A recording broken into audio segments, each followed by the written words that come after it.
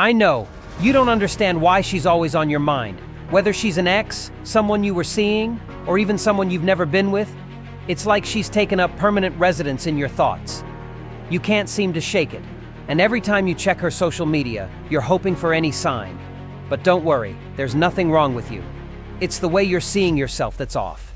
And no, this isn't some random accident. There's a logical explanation for this pain, rooted in psychology and philosophy. Believe it or not, the answer lies in how you deal with the ghosts she left behind. Let's figure out what's really going on. Is it love, obsession, or is there something deeper that you might not yet understand? This video will completely change the way you process pain, obsession, and memory. Act 1. You're stuck in the past. If you still can't stop thinking about her, the problem isn't the love you feel. It's the attachment to something that's already gone. You're still trapped trying to rewrite a chapter of your life that's already over. She's living her life, posting on social media, texting someone else, moving on. Meanwhile, you're stuck, not in the present, and not even in the past as it truly was, but in a version of the past that exists only in your head. You replay the moments when you think you could have done something differently, said something better, acted more confidently. That belief, that if you had just been a little bit better, she'd still be here, is a lie. What you don't realize is that by trying to rewrite history, you're missing out on the opportunities to create new memories, to build a new chapter of your life. You're living in a version of reality that no longer exists. And while you try to manipulate the past, life is moving on without you. You're trapped in the illusion that if you had acted differently, things would have been different.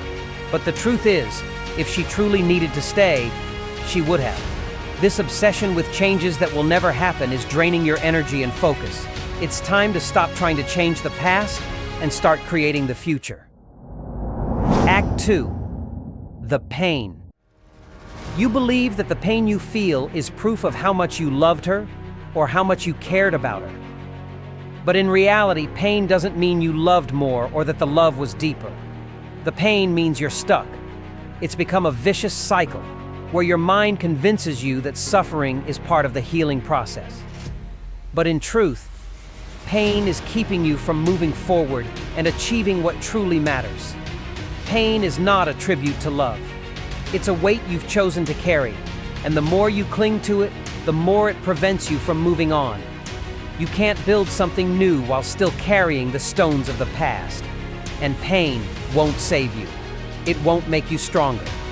It will only keep you stuck in the same place, preventing you from moving forward. The truth is simple.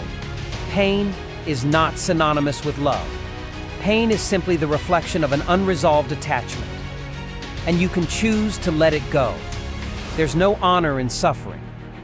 Honor is in continuing the journey, even with a broken heart, knowing that time will heal you. But you have to take the first step. Act 3. The ghost of your own mind. What's really happening is that you're not obsessed with her. You're obsessed with the version of yourself that existed when she was in your life. You remember who you were when she gave you attention, how you felt, how your world seemed more complete with her in it. And now that she's gone, you can't stop thinking about how life used to be.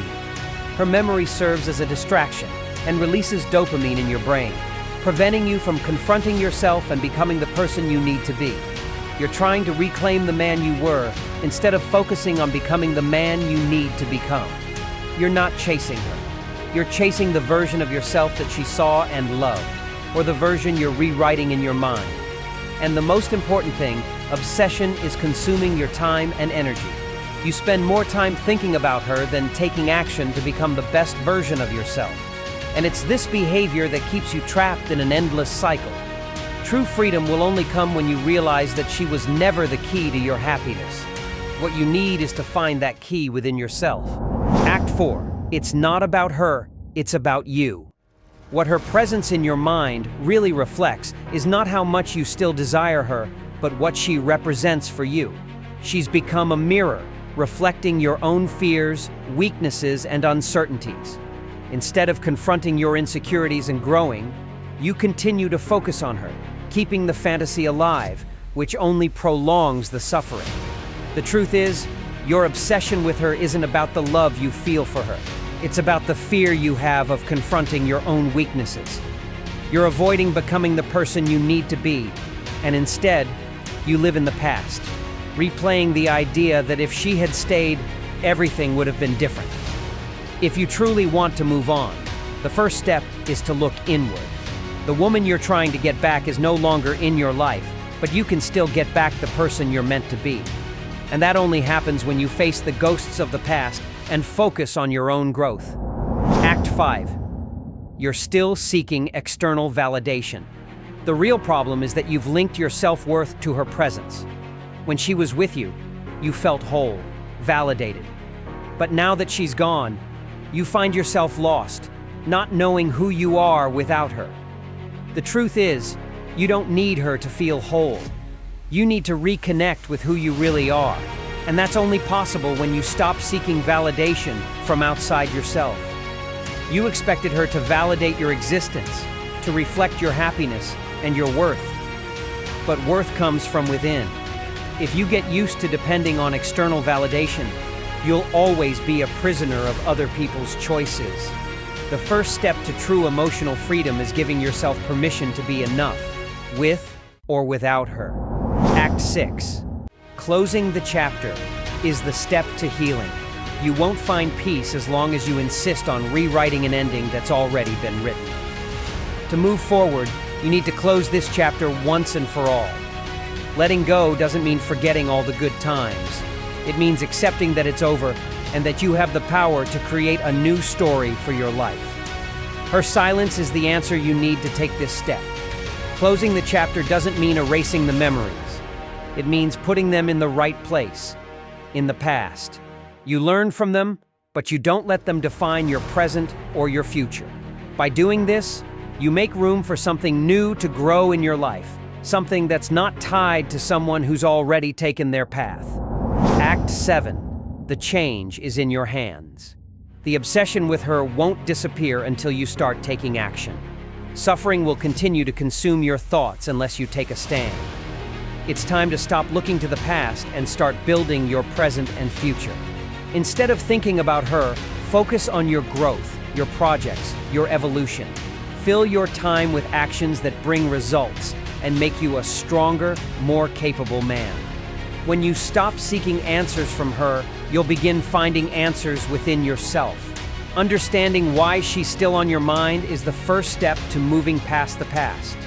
Obsession, pain, and the constant need for validation aren't part of your true evolution. The key to change is realizing that the past cannot be altered, and that you have the power to focus on your own growth. By accepting the end and starting to invest in your journey, you make space for a new version of yourself, one that's stronger, more capable, and more centered. Letting go doesn't mean forgetting. It means choosing not to be defined by what's already gone. The future is in your hands, and it's time to take control. Now check out the recommended video for more advices like this. See you in the next video.